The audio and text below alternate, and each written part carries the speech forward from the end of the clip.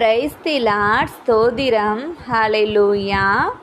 இயேசுவுக்கே புகழ், இயேசுவுக்கே நன்றி, இயேசுவுக்கே ஆராதனை, இயேசுவுக்கே மகிமை. தொடக்க நூல் 28ஆம் அதிகாரம் 15ஆம் வசனத்தில் இப்படியாக வாசிக்கிறோம். நான் உன்னோடு இருப்பேன், நீ எங்கு சென்றாலும் உனக்கு நான் காவலாயிருந்து இந்நாட்டிற்கு உன்னை திரும்பி வர செய்வேன். ஏனெனில் நான் உனக்கு வாக்களித்ததை நிறைவேற்றும் அளவும் உன்னை கைவிட மாட்டேன் என்றார். பிரியமானவர்களே, ஆண்டவர் நம்மோடு இருந்தால் நமக்கு காவலாய் இருப்பார். தீங்கு எதுவும் ஏற்படாது காத்து கொள்வார்.